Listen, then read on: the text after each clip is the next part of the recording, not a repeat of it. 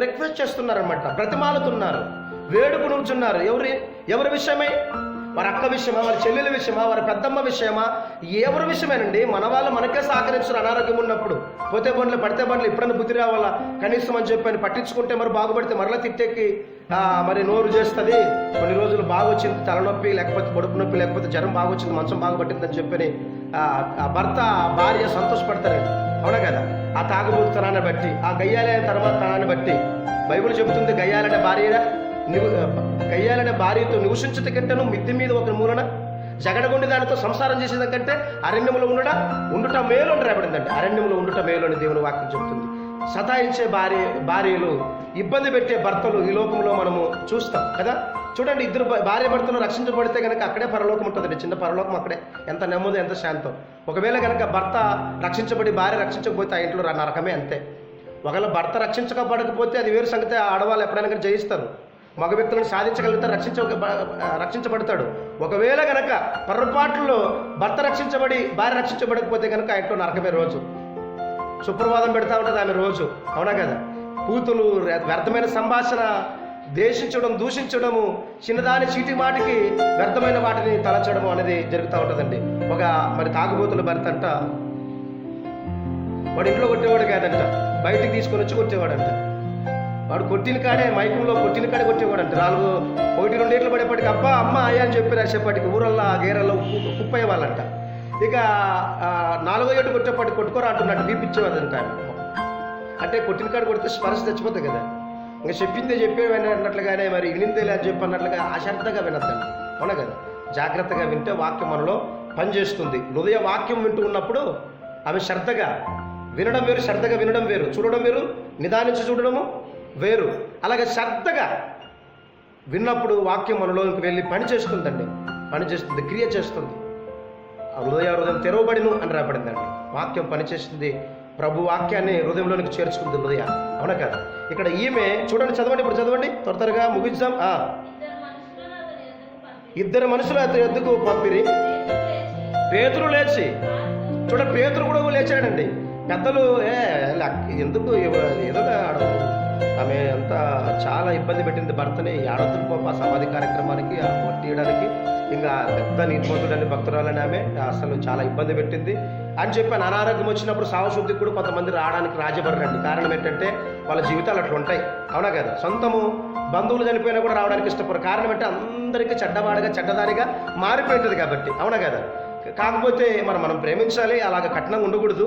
అయితే చెడ్డ సాక్ష్యం పొందినప్పుడు పలకరించడానికి కూడా, ప్రేమించడానికి కూడా మనసు రాదండి. అవునా కదా? కాబట్టి మంచి సాక్ష్యం. ఇక్కడ ఈమె బట్టలు కుట్టుకుంటుంది, కానీ బీదరాలు అయినప్పటికీ కూడా ఆమె మంచితనం కలిగి ఉంది. చదవండి ఇప్పుడు. వారితో కూడి అక్కడికి చేరినప్పుడు 2 వ్యక్తులని మరి అక్కడ కొందరిని పంపించారు పేతురు గారికి కబురు పెట్టడానికి. పేతురు ఎమ్మడి లేచి మరి ప్రాంతానికి వచ్చినట్లుగా మనం చూస్తాం, స్పందించినట్లుగా. నిజంగా ఫలానా అక్కక, ఫలానా తమ్ముడికి రావడం, ఆమెకు మంచి పరిచారకురాలు కదా, మంచి సేవకులకి పరిచయం చేసేది ఆ కుటుంబం. ఆయనకు ఆ పెద్ద మంచిగా రావడం, ఈ అనారోగ్యము, అయ్యో ఈ అనారోగ్యము ఇంత ఆయన ఉంటే కొంతకాలము బాగుండేది కదా. ఆ సంఘ పెద్ద, ఆ కొత్త సంఘ పెద్ద, పాత సంఘ పెద్ద, ఆ సేవకుడు ఉంటే ఎంతో బాగుండేది, ఆ సంఘానికి ఎంతో మేలు, ఎంతో మరి స్త్రీలను బలపరిచేది ఆ అక్క, అన్న అని చెప్పని మంచి సాక్ష్యం పొందాలండి. ఇక్కడ అదే విషయాన్ని మనం గమనిస్తూ ఉంటున్నాము. చదవండి. విధవరాళ్ళందరూ వచ్చారండి అక్కడికి. ఏడ్చుచు దోర్క తమతో కూడా ఉన్నప్పుడు కుట్టిన అంగీలను, వస్త్రములు చూసి పట్టుకొని ఏడుస్తున్నారండి. పేతురు గారు చూపెడుతున్నారు, ఇదిగో ఈమె మాకు ఈ బట్టలు కుట్టించింది. ఫ్రీగా, కొంచెం తక్కువగా, కఠినస్తురాళ్ళుగా, టైలర్లుగా ఉంటారు. కానీ చాలామంది నిజంగా ఎంత తీసుకుంటారో అమౌంట్ మీకే తెలియాలి. అవునా కదా? అసలు కొద్దిగా గింత కుట్టించంటే కూడా ఫ్రీగా కుట్టరు. సేవకురాలకు కూడా ఫ్రీగా కుట్టే పరిస్థితి కూడా ఉండదు, సేవకుని కూడా ఫ్రీగా కుట్టే పరిస్థితి కూడా ఉండదు. అవునా కదా? కఠినంగా డబ్బులు తీసుకుంటుంటారు. కానీ ఇక్కడ ఈమె చూడండి, మనం ఇక్కడ ఈమె జీవితం ద్వారా పాఠం నేర్చుకోవాలండి. చదవండి ఇప్పుడు. ఎంతమంది సమకూర్చబడ్డారండి. మన ఇంట్లో వల్లే మనకు ఏమన్నా అయితే బాధపడం మనం. అవునా కదా? ఎవరో అండి, ఇరుగు పొరుగు వారందరండి, గేరు వాళ్ళు, ఊరు వాళ్ళందరూ వచ్చి గోల చేస్తున్నారు, ఏడుస్తున్నారండి, రోధిస్తున్నారండి. ఈమె మాకు బట్టలు కుట్టింది. డబ్బులు ఎక్కువ తీసుకున్నట్లయితే బట్టలు కుట్టింది చూపెడతారా? ఏం ఊగి కుట్టేది ఏంటి? డబ్బులు ఎంత కఠినంగా తీసుకుని తెలుసా? 150 రూపాయలు. ఒక జాకెట్ కుట్టడానికి, ఒక వస్త్రం కుట్టడానికి, అవునా కదా, చెప్తారు, అవునా కదా. అయితే ఇక్కడ ఆ మాటలేమి మరి అక్కడ లేవండి. అక్కడ చూడండి, చదవండి, ఆ మాటలు మీకు అర్థమవుతుంది. పేతురు అందరిని వెలుపలకు పంపించాడు, బయటికి పంపించేశాడు. మోకాళ్ళు ఉన్నాడండి, మోకాళ్ళు వచ్చేటట్ల దైవజనుడే స్పందించేటట్ల ఆమె భక్తి అలా ఉందండి. ఒకవేళ దొంగ మోసగాడు రొంకులు ఆమె ఉంటే బతకాలని మనం ఇష్టపడతామా? మరలా ఆరోగ్యంగా ఉండాలని ఇష్టపడతామా? ఇంకా ఎక్కువ రోజులు మంచం మీద పడడం మంచిది తప్ప, ఏదో కుటుంబాన్ని చల్లగా ఉంటుంది. సంఘానికి రాకపోవడేమో మంచిది, ఆ యొక్క వస్తే కనుక గందరగోళమే, అవునా కదా. చూడండి, ఇక్కడ ఆమె మరి అనారోగ్యం పాలైనప్పుడు, వారు ఊరుకుండలేదు, కాయలు పడినప్పుడు, మరి వారు ఏం చేస్తారు, చనిపోయినప్పుడు ఆ శవాన్ని గడికి మేడగదిలో పెట్టి పేతురు గారికి కబురు పెట్టారు. ఎంత ప్రయాస, అవునా కదా, ఎంత ప్రయాస. ఎవరండి, సొంతం అక్కకే, తల్లికే, భర్తకే, భార్యకే కొంతమంది కన్నీళ్ళు కూడా రావండి, అవునా కదా. మంచం దగ్గర ఊకే కూర్చుంటారు, మంది ఏడుస్తుంటారు కానీ భార్య ఏడుదు, అవునా కదా. మనం చూసినట్లయితే ఇక్కడ అందరూ ఏడుస్తున్నారండి, విధవరాళ్ళందరూ కూడా వాళ్ళు ఏడుస్తున్నారండి. సరే, పేతురు గారు ఏం చేస్తారు, మోకరించారండి. ఏం చేశాడు, మోకాళ్ళ మీద నుండి ప్రార్థన చేశాడు. మరి ఆ రోజులలో గొప్ప కార్యాలు దేవుడు అపోస్తలుల ద్వారా జరిగించేవాడు కాబట్టి ఆ యొక్క అపోస్తలులు నడుస్తూ ఉంటున్నప్పుడు ఆ యొక్క నీడలో శవాలు పెడితే కూడా బ్రతికే వాళ్ళండి. ఆ రోజులలో గొప్ప గొప్ప కార్యాలు వారి ద్వారా సంఘం బలపరచడానికి దేవుడు జరిగించాడండి. ఇప్పుడు కూడా అవసరమైతే దేవుడు జరిగిస్తాడు. ఇప్పుడు వాక్యం విరామంగా ప్రకటింపబడుతుంది కాబట్టి, అన్నింటికంటే వాక్యం ముఖ్యం కాబట్టి వాక్యాన్ని నమ్మి మారు మనసు పొందాలి, అవునా కదా. కాబట్టి ఇక్కడ మనం గమనిస్తూ ఉంటున్నాము. చదవండి, ముగిస్తాం. శవం వైపు తిరిగి తబిత లెమ్మనగా పేతురును చూసి చనిపోయిన ఆమె లేచిందండి. ఇక్కడ ఎంత అద్భుతం చూడండి. అంటే ఆమెతో ఎందుకు అంత అవసరము అంటే, ఆమె మంచిది కాబట్టి. కొన్నాళ్ళు అన్న బతకాల్సిన వ్యక్తే, ఉండాల్సిన అక్కే, చాలా మంచిది, ఎవరితో చెడ్డ కాలేదు. భర్త, భార్య, అత్తమామలతో అణిగిమెనిగి ఉంది. చాలా విధేయత కలిగిన స్త్రీ. అపాయం అందరి బట్టలు చక్కగా ఉతికేది. నాకు ఇలాంటి శ్రమ ఉండదని చెప్పినట్లుగా డాకాలలో ఒక మన గేరులోనే ఒకవేళ ఇంతకు ముందు ఎవరైనా చనిపోతే కనుక, మంచి వ్యక్తి అయితే కనుక ఊరంతా గేరంతా అనుకుంటారండి, ఎంత మంచి కోడలప్ప, అవునా కదా, ఎంత మంచి పాప, ఎంత ఆమెకు మరణం రావడం ఏంటని చెప్పి మనం అనుకుంటాం, బాధపడతాం, అవునా కదా. అలాంటి దానికి వచ్చింటే బాగుండే, ఇలాంటి వానికి వచ్చింటే బాగుండేది అనుకుంటా ఉంటాం. కానీ అక్కడ మరి ఆమె మరి బ్రతకడానికి ఇష్టపడ్డారండి. బతికి ఇప్పుడు దొంగోడు, మోసగాడు, నరహంతకుడు, వ్యభిచారు, భర్తని బాగా సతాయించాయేమో, లేకపోతే భార్యని ఇబ్బంది పెట్టేవాడు, పిల్లల్ని ఇబ్బంది పెట్టేవాడు, మరలా బ్రతకాలనుకుంటామా? మరి ఆరోగ్యంగా ఉండాలనుకుంటామా? మనకు అవతల వాళ్ళు పరిచయం లేకపోయినా, ముఖ పరిచయం లేకపోయినా మంచోడు అయితే కనుక మదర్ తెరిసే లాంటి వ్యక్తి బతికొస్తే బాగుంటుంది అనుకుంటామా లేదు? మీరు చెప్పండి. సమాజానికి మేలే కాదా? మీరు చెప్పండి. భక్సింగ్ గారు లాంటి వాళ్ళు, లేకపోతే పెద్ద పెద్ద గొప్ప గొప్ప భక్తులు, ఏసన్న గారు బతికొస్తే బాగుంటుంది అనుకుంటామా? ఉంటే సమాజంలో కొన్ని ఆత్మలు రక్షించబడతావు కదా, అవునా కదా. కొంతకాలం ఉండింటే బాగుండేది ఏసన్న లాంటి వారు కదా, మూర్తి లాంటి సారి వారు, పెద్దలు ఉండింటే బాగుండేది అనుకుంటాం మనం, అవునా కదా.